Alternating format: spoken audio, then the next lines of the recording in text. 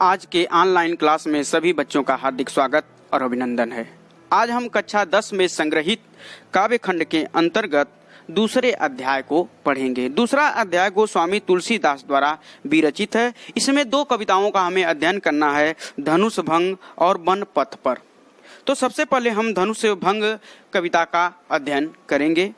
यह जो पद्यांश है यह तुलसीदास द्वारा विरचित उनके प्रसिद्ध महाकाव्य रामचरितमानस के बालकांड में संकलित है। इसमें गोस्वामी तुलसीदास जी ने श्री राम द्वारा सीता स्वयंवर में धनुष भंग अर्थात धनुष तोड़ने की लीला का बड़ा ही सजीव वर्णन किया है। तो आइए देखते हैं इसके दोहे को।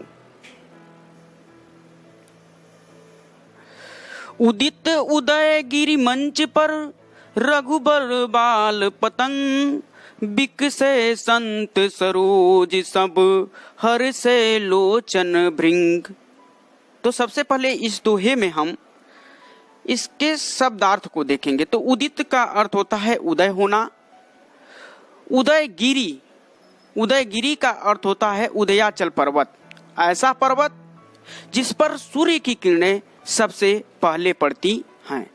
रघुबर का अर्थ यहाँ पर श्री राम से है और बाल पतंग का अर्थ होगा बाल सूर्य, अर्थात जो प्रातःकालीन सूर्य होता है उसे हम बाल पतंग कहते हैं। बिकसे का अर्थ होता है खिल उठे, बिकसे का अर्थ होगा खिल उठे। संत सरोज का अर्थ होता है कमल। हर्षे का अर्थ होता है हर्षित होना या प्रसन्न होना। लोचन का अर्थ होता है नेत्र और भृंग का अर्थ होता है भ्रमर या भंवरा। तो इस प्रकार इस दोहे के हम शब्दार्थ को देख लिए। अब हम सबसे पहले कोई भी कविता आती है तो उसमें सबसे पहले संदर्भ लिखते हैं, प्रसंग लिखते हैं, व्याख्या लिखते हैं, फिर काव्य सौंदर्य लिखते हैं। तो सबसे पहले हम इस दोहे के संदर्भ के बारे में चर्चा करेंगे। तो संदर्भ सबसे पहले लिखेंगे संदर्भ। इसका संदर्भ क्या होगा इसे देखते हैं। प्रस्तुत दोहा हमारी पाठ्य पुस्तक के काव्य खंड के धनुष भंग शीर्षक से उद्धृत है। यह महाकवि गोस्वामी तुलसीदास द्वारा विरचित उनके प्रसिद्ध महाकाव्य रामचरितमानस के बालकांड से लिया गया है। तो यह हो गया आपका संदर्भ। एक बार और देखेंगे संदर्भ। प्रस्तुत दोहा हमारी पाठ्य पुस्तक के काव्यखंड के धनुष भंग शीर्षक से लिया गया है। यह महाकवि गोस्वामी तुलसीदास द्वारा विरचित उनके प्रसिद्ध महाकाव्य रामचरितमानस के बालकांड से अवतरित है। तो यह हो गया संदर्भ। अब हम इसका देखेंगे प्रसंग।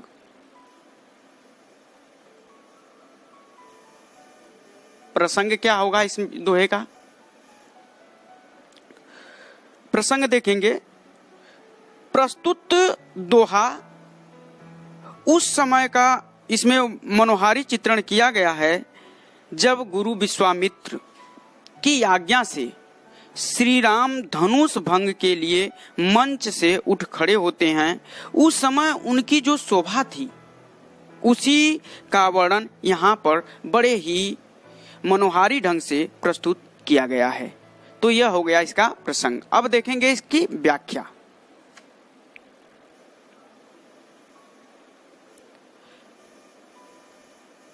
अब दोहा की व्याख्या देखेंगे। उदित उदय गिरि मंच पर रघुबर बाल पतंग बिकसे संत सरोज सब हर्षे लोचन भृंग। गोस्वामी तुलसीदास जी कहते हैं कि जब श्री राम जी स्वयंवर में गुरु विश्वामित्र की आज्ञा प्राप्त करके धनुष भंग के लिए मंच से खड़े होते हैं तो उनकी शोभा जो है ऐसी प्रतीत होती है कि जैसे मंच रूपी उदयाचल पर्वत पर मंच रूपी उदयाचल, उदयगिरी मतलब उदयाचल पर्वत पर, मंच रूपी उदयाचल पर्वत पर रघुबर अर्थात श्री राम रूपी बाल पतंग मतलब बाल सूर्य का उदय हो गया है। एक बार और देखेंगे। तुलसीदास जी कहते हैं कि जब श्री राम जी स्वयंवर सभा में गुरु विश्वामित्र की आज्ञा प्राप्त करके धनुष भंग के लिए मंच से उठे तो उनकी शोभा ऐसी प्रतीत होती है कि जैसे मंच रूपी उदयाचल पर्वत पर श्री राम रूपी बाल सूर्य का उदय हो गया है। बिकसे संत सरोज सब हर्षे लोचन भृंग, कहना कि जिसे देखकर संत रूपी कमल पुष्प खिल उठे हैं। बिकसे संत सरोज सब, बिकसे माने खिल उठे हैं, सरोज माने कमल। कह रहे हैं कि जिसे देखकर संत रूपी कमल पुष्प खिल उठे हैं।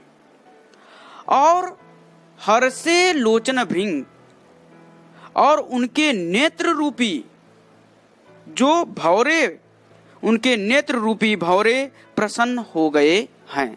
अर्थात कहने का तात्पर्य यह है कि जब श्री राम जी मंच से खड़े हुए तो उस समय स्वयंवर सभा में उपस्थित सभी लोग प्रसन्नचित हो गए, हर्षित हो गए। अब इसके काव्य सौंदर्य को हम देखेंगे। काव्य सौंदर्य,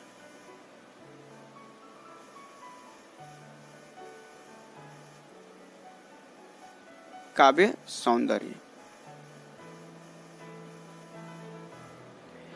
तो जो दोहा दिया गया है इसके काव्य सौंदर्य पे यदि हम चर्चा करेंगे तो यह जो दोहा है यह अवधी भाषा में लिखा गया है।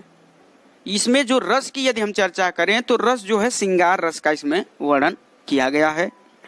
अलंकार में अनुप्रास अलंकार है और रूपक अलंकार। इसमें जो है अनुप्रास और रूपक अलंकार है। जैसे संत सरोज सब में स की आवृत्ति होने के कारण अनुप्रास अलंकार, उदित उदय और रघुबर बाल पतंग में जो है रूपक अलंकार है। जो छंद है वह दोहा छंद में यह लिखा गया है और शैली जो है प्रबंधात्मक शैली में यह दोहा लिखा गया है। तो इस प्रकार हम देखते हैं कि काव्य सौंदर्य में रस देखते हैं, छंद देखते हैं, अलंकार देखते हैं और भाषा देखते हैं और शैली, किस शैली का प्रयोग हुआ है यह काव्य सौंदर्य के अंतर्गत हम उसी के बारे में लिखते हैं। तो इस प्रकार धनुष भंग में जो पहला दोहा था उस दोहे को हम पढ़ लिए। आइए धनुष भंग में आगे जो चौपाई है उसका हम अध्ययन करते हैं।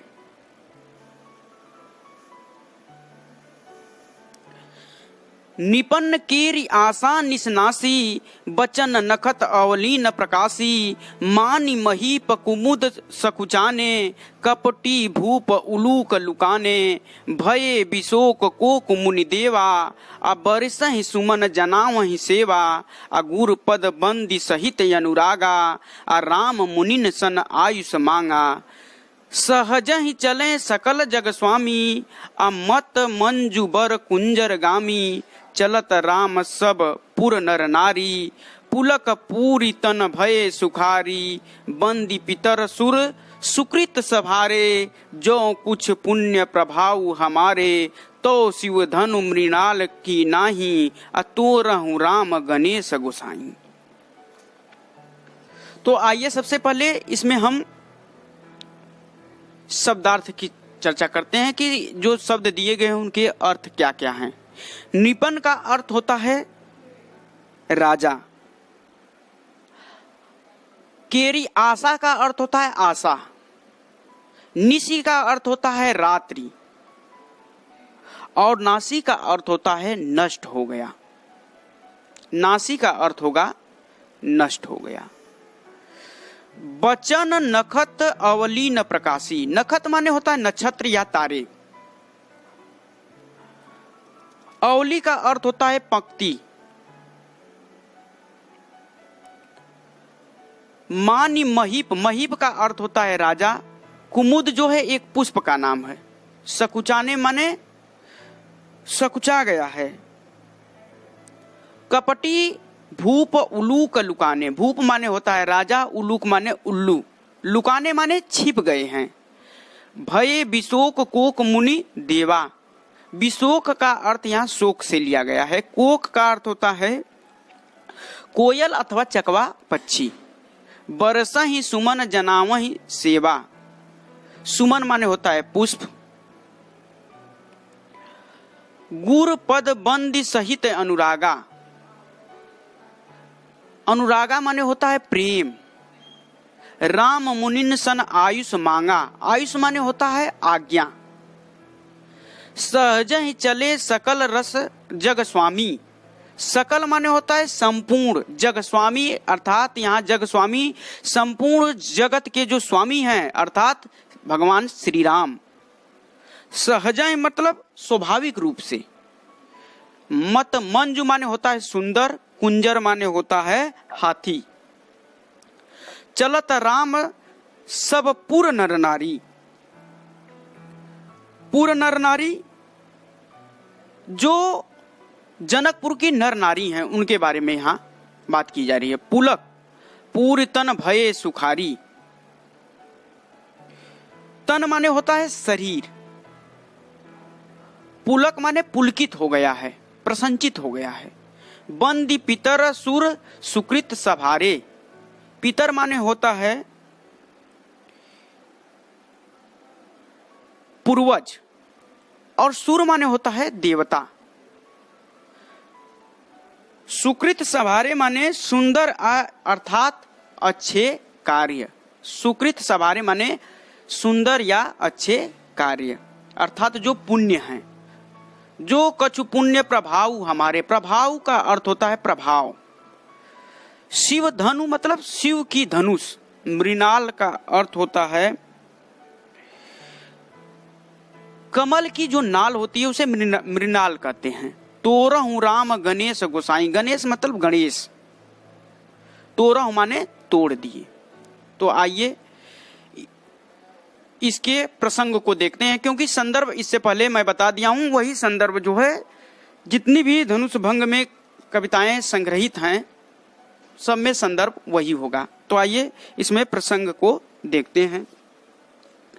प्रस्तुत पद में सभा में उपस्थित कतिपय राजाओं की स्थिति, जो राजा उस स्वयंवर में उपस्थित हुए हैं उन राजाओं की स्थिति और राम श्री रामचंद्र जी की विनम्रता और संपूर्ण नगरवासियों की मनोवृत्ति का बड़ा ही मार्मिक ढंग से वर्णन तुलसीदास जी ने किया है।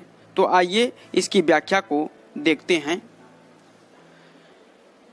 निपन केरी आशा निसनासी, बचत नखत अवलीन प्रकाशी, मानी महीप कुमुद सकुचाने, कपटी भूप उलूक लुकाने।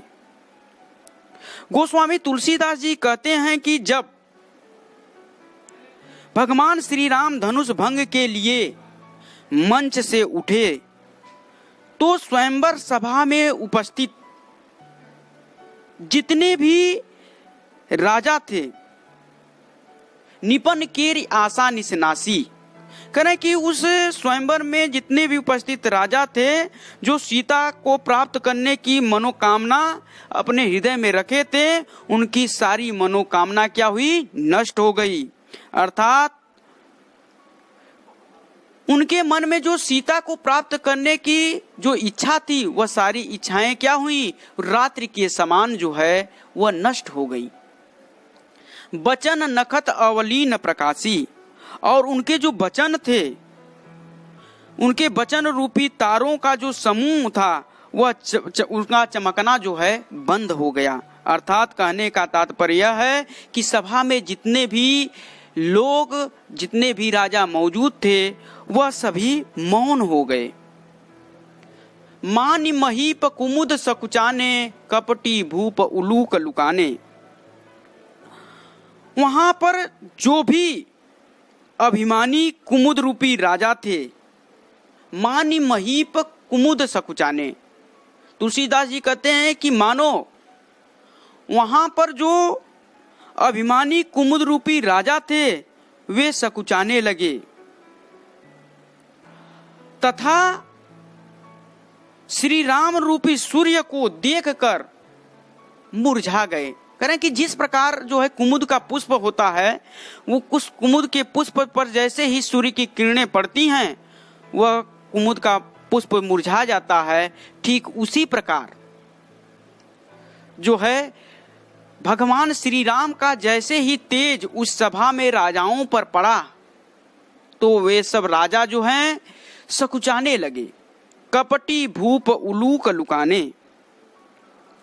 और जो कपट रूपी उल्लू की तरह वह उस सभा में छिपने लगे। आइए एक बार और देखते हैं। निपन केरी आशा निसनासी, बचत नखत अवलीन प्रकाशी, मान महीप कुमुद सकुचाने, कपटी भूप उलूक लुकाने। गोस्वामी तुलसीदास जी कहते हैं कि जब भगवान श्री राम धनुष भंग के लिए मंच से उठे तो स्वयंवर सभा में उपस्थित राजाओं को की सीता को प्राप्त करने की जो मनोकामना थी वह मनोकामना जो है रात्रि के समान जो है नष्ट हो गई। बचन नकल अवलीन प्रकाशी, और उनके जो वचन रूपी तारों का समूह चमकना बंद हो गया। जो उनके जो वचन थे, वचन रूपी जो तारों का समूह था उनका भी चमकना बंद हो गया। अर्थात सभा में जितने भी राजा मौजूद थे वह सभी राजा जो है मौन धारण कर लिए। मानी महीप कुमुद सकुचाने, कपटी भूप उलूक लुकाने। कहा कि वहां जो भी अभिमानी और कुमुद रूपी राजा थे वे सब सकुचाने लगे, अर्थात श्री राम रूपी सूर्य को देखकर वह मुरझा गए। कपटी भूप उल्लू लुकाने, और कपट रूपी उल्लू के सदृश सभा में इधर उधर छिपने लगे। भये विशोक कोक मुनि देवा, अबर सहि सुमन जना वही सेवा, गुरु पद बंदी सहित अनुरागा, राम मुनिन सन आयुष मांगा। भये विशोक कोक मुनि देवा, करें कि जिस प्रकार रात होने पर चकवा चकवी पक्षी बिच्छुओं के कारण शोक में डूब जाते हैं, उसी प्रकार जो है सभा में जितने भी लोग उपस्थित मुनि और देवता थे वो भी जो है चकवा पक्षी के सदृश शोक में डूबे हुए थे।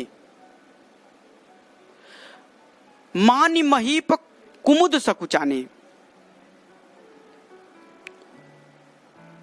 कर है कि कब बरस ही सुमन जनाव ही, भये विशोक कोक मुनि देवा, अबरस ही सुमन जनाव ही सेवा।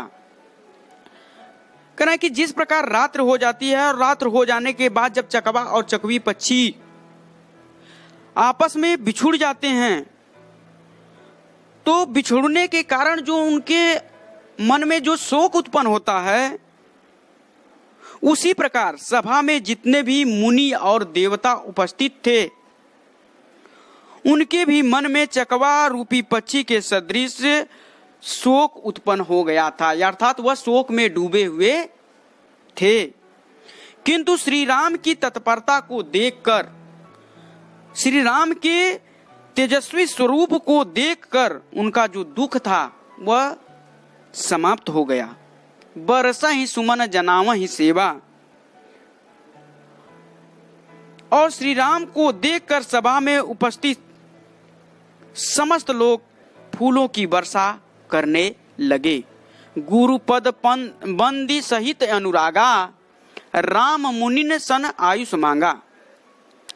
इसके बाद जब श्री राम जी धनुष को भंग करने के लिए गुरु की आज्ञा लेकर जाना चाहते हैं तो उसके पहले का वर्णन इसमें किया गया है कि गुरु पद बंदी सहित अनुरागा।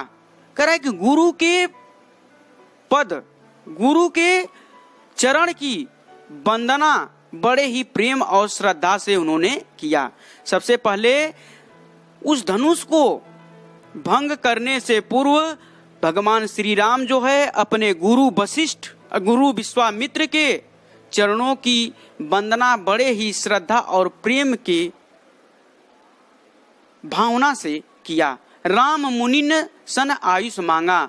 और करें इसके पश्चात जो है श्री राम जी जो है वहां पर जितने भी मुनि उपस्थित थे उनसे जो है उस धनुष को तोड़ने के लिए आज्ञा मांगी।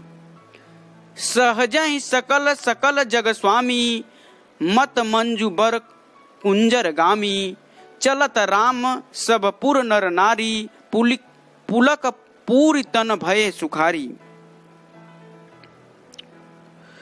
गुरु विश्वामित्र और मुनियों से आज्ञा प्राप्त करके सुंदर मतवाले हाथी की भांति मस्त चाल से धनुष की ओर स्वाभाविक रूप से बढ़ रहे थे। सहज ही चले सकल जग स्वामी मत मंजू बर कुंजर गामी। करें कि जैसे ही श्री राम जी ने गुरु के चरणों की वंदना की और मुनियों से उस धनुष को भंग करने की आज्ञा मांगी। आज्ञा लेने के पश्चात सुंदर मतवाले हाथी मत मंजू बर कुंजर गामी, कुंजर माने होता है हाथी, मंजू माने सुंदर। करें कि सुंदर मतवाले हाथी के भांति मस्त चाल से धनुष की ओर सहजय माने स्वाभाविक रूप से चल पड़े। कौन चल पड़े? सकल जग स्वामी, अर्थात इस समस्त जग के जो स्वामी हैं अर्थात श्री राम जो है उस धनुष की ओर चल पड़े। चलत राम सब पुर नर नारी पुलक पूरी तन भय सुखारी। श्री राम के धनुष की ओर बढ़ते ही जनकपुरी के सभी नर नारी सुख का अनुभव करते हुए आनंदित हो रहे थे, जिससे उनका सारा शरीर रोमांच से भर गया था।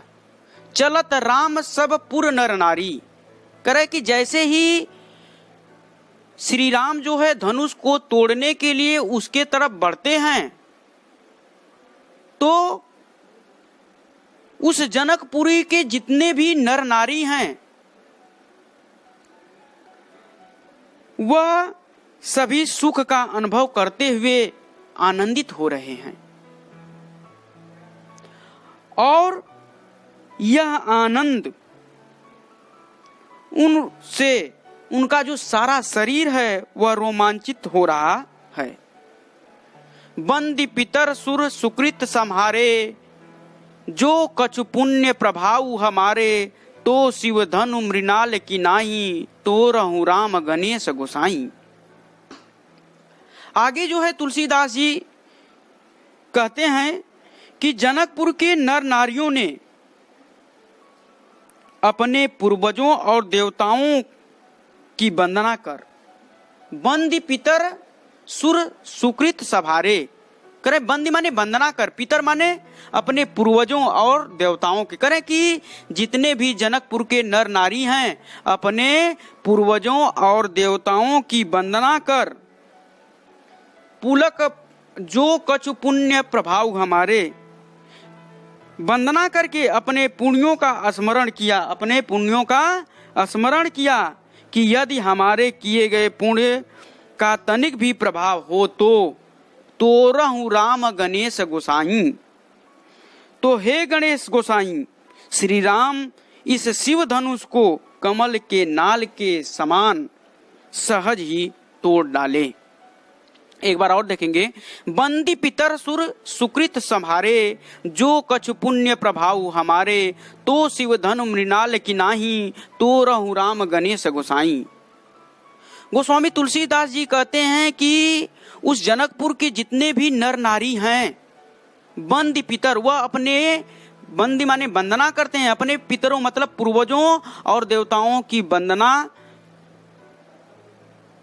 करके अपने पुण्यों का, अपने किए गए पुण्यों का स्मरण करते हैं और कहते हैं कि यदि हमारे किए गए पुण्यों का तनिक भी प्रभाव है, जो कुछ पुण्य प्रभाव हमारे अब तक हमने जितने भी पुण्य कार्य किए हैं उन पुण्य कार्य का थोड़ा भी प्रभाव हो तो तोरहु राम गणेश गोसाई, हे गणेश गोसाई इस शिव धन को तो शिव धन मृणाल की नाही, करें इस शिव धन को, मृणाल माने कमल के नाल के समान, सहज रूप से ही श्री राम जी से तोड़ देंगे या तोड़ डाले। अब इसमें देखेंगे काव्य सौंदर्य। तो काव्य सौंदर्य की जब इसमें चर्चा हम करेंगे, काव्य सौंदर्य, तो काव्य सौंदर्य में हम बताएं कि 2-3 चीजों की चर्चा हम करते हैं। सबसे पहले देखेंगे इसकी भाषा क्या है।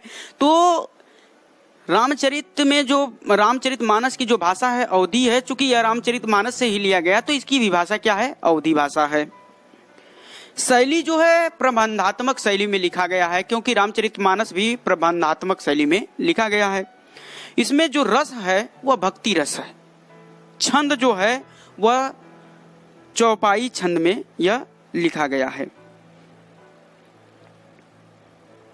और इसमें जो अलंकार है वह अनुप्रास और रूपक अलंकार है इसमें, और अभिधा और व्यंजना शब्द शक्ति का प्रयोग किया गया है। अगुण जो है इसमें प्रसाद गुण है।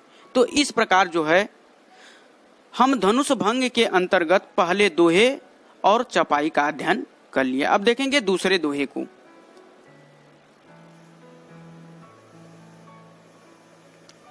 दूसरा दोहा है, राम ही प्रेम समेत लखी सकिन समीप बुलाय, सीता मातु स्नेह बस बचन कहें बिल खाय।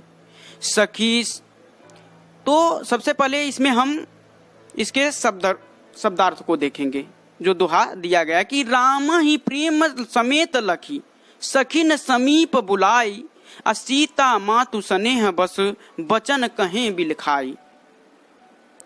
तो सबसे पहले इसके शब्दार्थ को देखते हैं।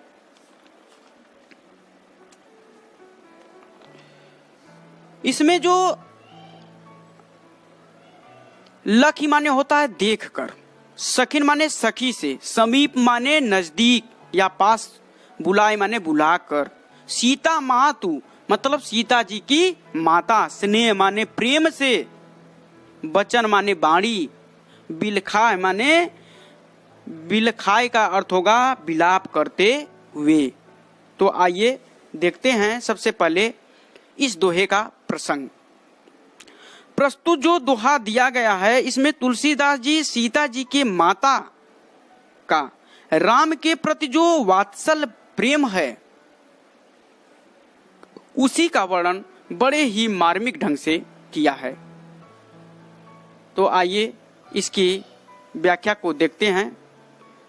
राम ही प्रेम समेत लखी सखिन समीप बुलाई, सीता मातु स्नेह बस बचन कहें बिल खाई। गोस्वामी तुलसीदास जी कहते हैं कि श्री राम जी अत्यंत सुंदर और कोमल रूप वाले हैं, अतः सीता जी की माता वात्सल प्रेम से उन्हें देखते हुए राम ही प्रेम समेत लखी, करें कि राम को जो है वात्सल प्रेम से देखते हुए श्री राम की कोमलता पर अत्यंत मुग्ध हो गई हैं। राम ही प्रेम समेत लखी। गोस्वामी तुलसीदास जी कहते हैं कि श्री राम जी जो हैं अत्यंत सुंदर और कोमल शरीर वाले हैं, अतः सीता जी की माता वात्सल प्रेम से उन्हें देखते हुए श्री राम की कोमलता पर अत्यंत मुग्ध हो गई। सखिन समीप बुलाए,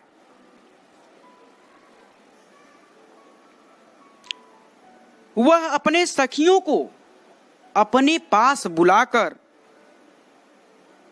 कहती हैं, विलाप करते हुए स्नेह पूर्वक विलाप करते हुए कहती हैं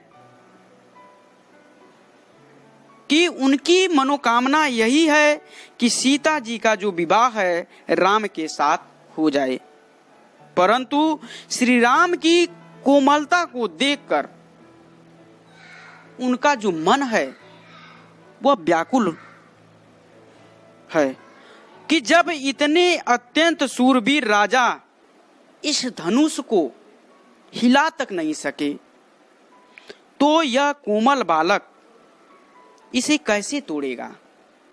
इसी संदेह के कारण सीता जी की माता जो है अत्यंत भावुक हो जाती हैं और राम और सीता दोनों के स्नेह में अपनी सखियों को अपने मन की जो व्यथा कहती हैं, इसी का वर्णन इसमें है।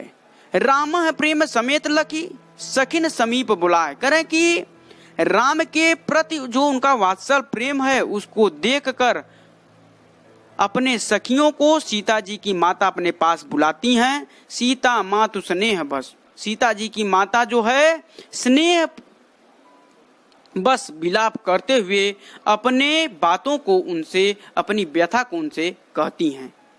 आगे देखेंगे इसमें जो, यदि हम काव्य सौंदर्य की चर्चा करें तो इसमें जो रस है वात्सल रस का प्रयोग इस दोहे में किया गया है। छंद जो है यह दोहा छंद में है और इसमें जो है अनुप्रास अलंकार का प्रयोग किया गया है। गुण जो है प्रसाद गुण है और प्रबंधात्मक शैली का प्रयोग किया गया है। आइए नीचे उनके चौपाइयों का हम अध्ययन करेंगे। अब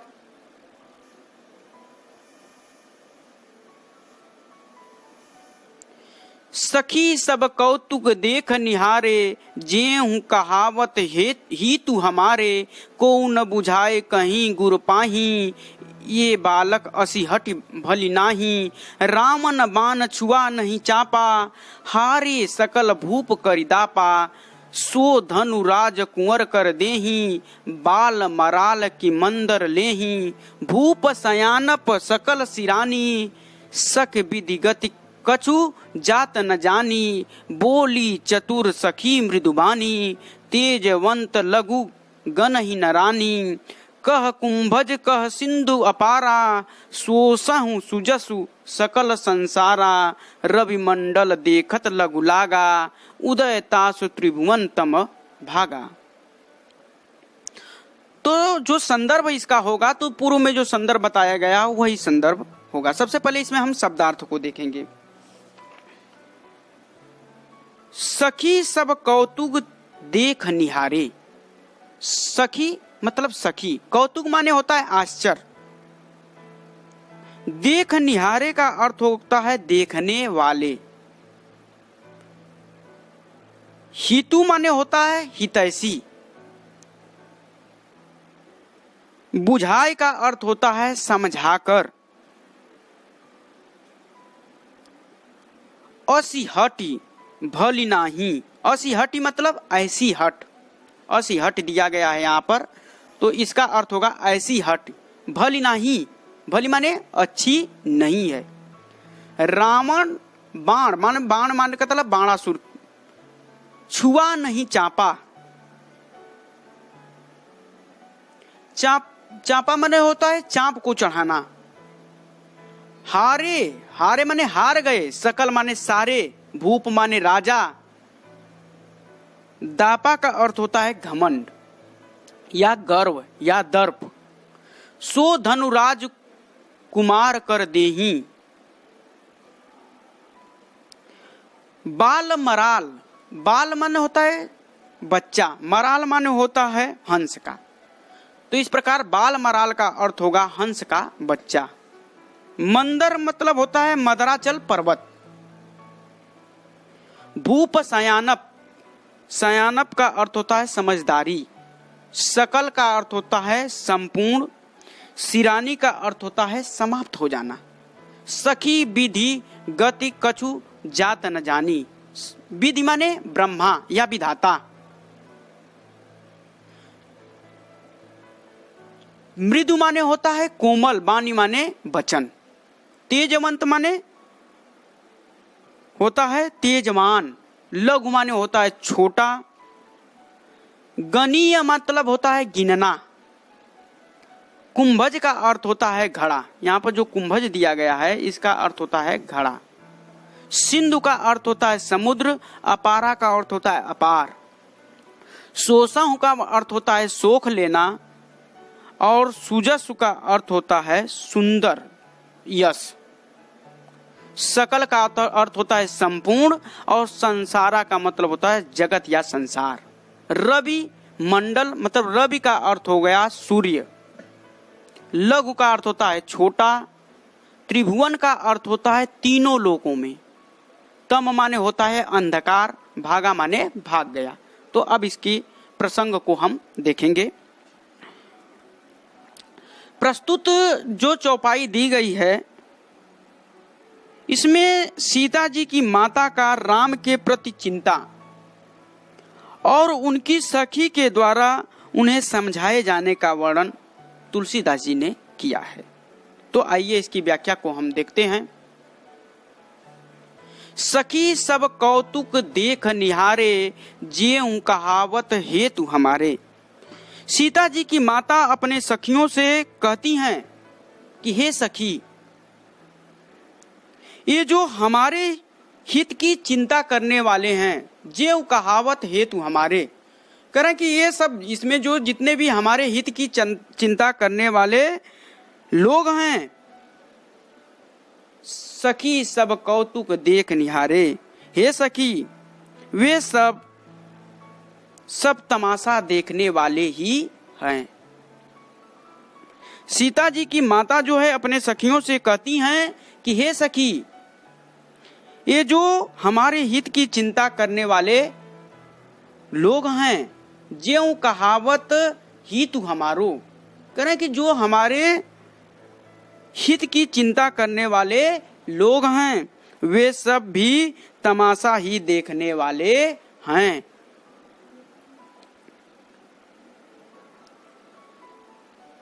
को न बुझाई कहीं गुरु पाही, ये बालक असी हटि भली नाही। करा कि कोई भी बुझाए माने समझाने वाला, करा है कि सीता जी की माता जी कहती हैं कि कोई भी इनके गुरु विश्वामित्र को समझाकर यह नहीं कहता, को न समझाए कहें गुरु पाही। सीता जी की माता कहती हैं कि कोई भी इनके गुरु विश्वामित्र को समझाकर यह नहीं कहता, यह ए बालक असी हटि भली नाही, कि ये श्री राम अभी क्या हैं, बालक हैं, और इनके लिए ऐसा हट करना उचित नहीं है। ये बालक असी हट भली नाही, करे कि इनके द्वारा ऐसा हट करना अच्छा नहीं है। एक बार और देखेंगे। सखी सब कौतुक देख नियारे, ज्यों कहावत ही तू हमारो, को न बुझाए कहें गुरु पाही, ये बालक असी हट भली नाही। सीता जी की माता अपने सखियों से कहती हैं कि हे सखी, इस सभा में जितने भी हमारे हित की चिंता करने वाले लोग हैं वे सब भी तमाशा ही देखने वाले हैं। को न बुझाए कहें गुरु पाही, करा कि कोई भी इनके गुरु विश्वामित्र को समझा बुझाकर यह कहने वाला नहीं है कि श्री राम अभी क्या हैं, बालक हैं। ये बालक मतलब श्री राम क्या हैं, अभी बालक हैं। असी हट, ऐसी हट भली नाही, अच्छी नहीं है। इनकी जो श्री राम ऐसा करने के लिए जो हट कर रहे हैं, यह हट उचित नहीं है। अर्थात कहने का तात्पर्य यह है कि इस धनुष को बड़े बड़े योद्धा हिला तक नहीं पाए। धनुष तोड़ने के लिए विश्वामित्र का आज्ञा देना और राम का आज्ञा मानकर चल देना तमाशे जैसा नहीं है। यह मेरी पुत्री का स्वयंवर है, खेल नहीं है, फिर भी इन्हें कोई क्यों नहीं समझाता। जो है अपने मन की व्यथा को जो है सीता जी की माता कहती हैं। आगे कहती हैं, रामन बाण छुआ नहीं चापा, हारे सकल भूप करिदापा, सो धनु राज कुंवर कर देही, बाल मराल की मंदर लेही। करें कि रावण और बाणासुर जैसे वीर योद्धाओं ने इसे छुआ तक नहीं। रावण बाण छुआ नहीं चापा, कह रहे हैं कि रावण और बाणासुर जैसे वीर योद्धाओं ने इसे छुआ तक नहीं। हारे सकल भूप करिदापा, और जितने भी इस सभा में मौजूद राजा हैं वह सभी इस कार्य को करने के में क्या किए हैं, हार गए हैं, और उनका घमंड जो है वह चूर चूर हो गया। दापा माने घमंड, उनका जो घमंड है वह चूर चूर हो गया है। सो धनु राज कुंवर कर देही, कह रहे हैं कि जिस कार्य को रावण और बाणासुर जैसे लोग नहीं कर पाए, और इस सभा में जितने भी बैठे राजा हैं वो नहीं कर पाए, उनका घमंड चूर चूर हो गया, उसी धनुष को एक छोटे से राजकुमार को, इस छोटे से राजकुमार के हाथों में क्यों दे दिया गया है। कोई इन्हें समझाता क्यों नहीं है। बाल मराल की मंदर नहीं, कि सीता जी की माता कहती हैं कि सो धनु राजकुमार देही, करे कि वह धनुष को राजकुमार के हाथों में क्यों दे दिया गया है। कोई इन्हें क्यों नहीं समझाता है कि क्या हंस का बच्चा भी कभी मदराचल पहाड़ को उठा सकता है। बाल मराल, मराल माने हंस, क्या करें कि क्या हंस का बच्चा भी कभी मदराचल पर्वत को उठा सकता है। अर्थात शिव जी के जिस धनुष को रावण और बाणासुर जैसे महान शक्तिशाली योद्धा छू तक नहीं सके, उसे तोड़ने के लिए विश्वामित्र का श्री राम जी को आज्ञा देना अनुचित है। आगे देखेंगे, भूप सयानप सकल सयानी सियानी सिरानी, सखी विधिगति कछु जात न जानी, बोली चतुर सखी मृदुबानी, तेजवंत लघु गनहि नरानी। गोस्वामी तुलसीदास जी आगे कहते हैं कि सीता जी की माता कहती हैं कि दूसरों की क्या कही जाए। भूप सयानप सकल सयानी, करें कि दूसरों की क्या कही जाए। राजा जनक तो स्वयं बड़े ही समझदार, सयानप माने समझदार, राजा जो जनक हैं वह खुद ही बहुत समझदार और ज्ञानी हैं। उन्हें तो गुरु विश्वामित्र को समझाने की चेष्टा करनी चाहिए, लेकिन ऐसा प्रतीत होता है कि उनका भी समस्त ज्ञान और सयानापन समाप्त हो गया है। भूप सयानप सकल सिरानी, सीता जी की माता कहती हैं कि दूसरों की क्या कही जाए। राजा जनक तो स्वयं बड़े समझदार और ज्ञानी हैं। भूप सयानप सकल सिरानी, करें कि राजा जनक जो हैं बहुत ही समझदार और ज्ञानी पुरुष हैं। उन्हें तो गुरु विश्वामित्र को समझाने की चेष्टा करनी चाहिए थी, लेकिन ऐसा प्रतीत होता है कि उनका भी समस्त ज्ञान और समझदारी समाप्त हो गई है। सखी विधिगति कछु जाति न जानी, हे सखी क्या करूं विधाता की गति, अर्थात वे क्या चाहते हैं कुछ समझ में नहीं आ रहा है। सखी विधि गति कछु जाति न जानी, सीता जी की माता अपने सखियों से कहती कि हे सखी, इस विधाता की, इस विधाता की मंशा क्या है, यह विधाता या ब्रह्मा जी क्या चाहते हैं, यह बात मुझे समझ में नहीं आ रही है। बोली चतुर सखी मृदुबानी, कह रहे हैं कि सीता जी की माता की बातों को सुनकर उनकी एक चतुर सखी कोमल वचनों में, कोमल वाणी में कहती है कि हे रानी, तेजवंत लघु गनहि न रानी, कहती है कि हे रानी, देखने में छोटा होने पर भी तेज से युक्त मनुष्य को छोटा नहीं मानना चाहिए। तेजवंत कह रहे हैं तेज युक्त, लघु माने छोटा, गना माने देखने में, कह रहे कि देखने में छोटा लगने पर भी तेज से युक्त मनुष्य को छोटा नहीं मानना चाहिए। कहाँ कुंभज कह सिंधु अपारा, सोसह सुजस सकल संसारा। आगे जो है उनकी सखी जो है उनसे कहती है कि कहाँ घड़े से उत्पन्न होने वाले छोटे से मुनि अगस्त, कहाँ कुंभज कह सिंधु अपारा, कह रहे कि कहाँ छोटे से घड़े से उत्पन्न होने वाले मुनि अगस्त, और कहाँ विशाल समुद्र।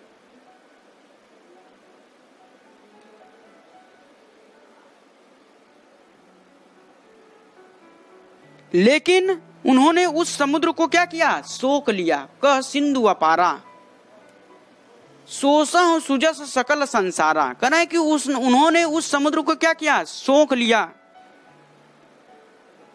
इस कारण जो है उनका जो यश संपूर्ण संसार में छाया हुआ है।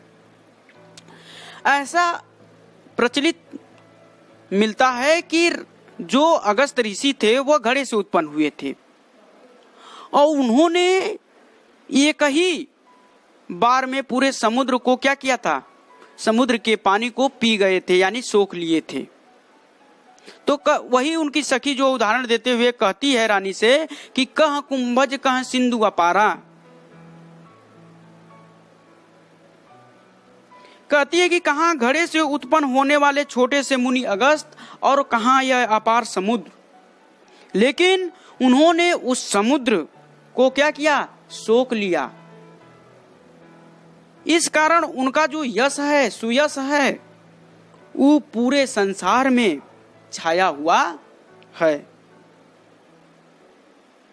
रवि मंडल देखत लगुलागा, उदय तासु त्रिभुवन तम भागा। आगे फिर एक उदाहरण देते हुए रानी को समझाती है कि रवि मंडल देखत लगुलागा, कह रहे हैं कि रवि मंडल जो सूर्य मंडल है वह देखने में कैसा लगता है, छोटा लगता है। लेकिन उसके उदित होते ही, उदय तासु त्रिभुवन तम भागा, कह रहे हैं कि उस सूर्य के उदित होते ही, जैसे ही वह सूर्य उदित होता है, त्रिभुवन माने तीनों लोगों के, तम माने अंधकार को भगा देता है। कह रहे हैं कि जिस प्रकार यह सूर्य क्या होता है, देखने में छोटा लगता है, लेकिन जैसे ही उदित होता है तो वह जो है तीनों लोगों के अंधकार को क्या करता है, भगा देता है। इसलिए हे रानी, आप जो है भगवान जो श्री राम हैं उनको छोटा देखकर ऐसा अनुमान कदापि न लगाइए कि वह इस कार्य को नहीं कर सकते हैं। अब इसमें देखेंगे काव्य सौंदर्य।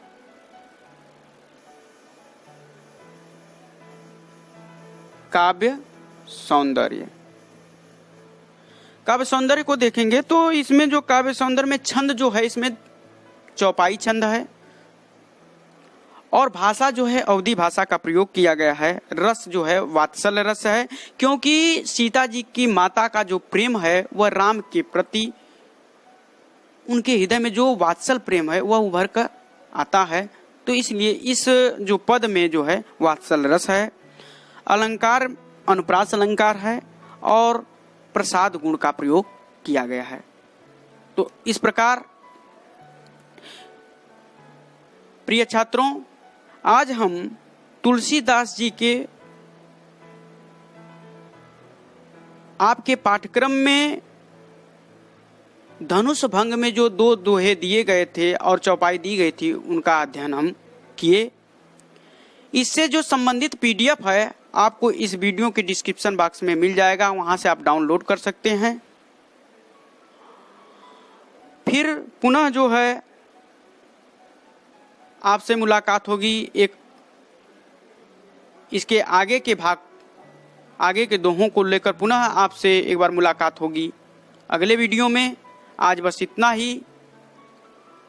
यदि आपको यह वीडियो पसंद आई हो तो इसे ज़्यादा से ज़्यादा शेयर करिए, लाइक कीजिए, ताकि अधिक से अधिक लोग इस वीडियो का लाभ उठा सकें। धन्यवाद।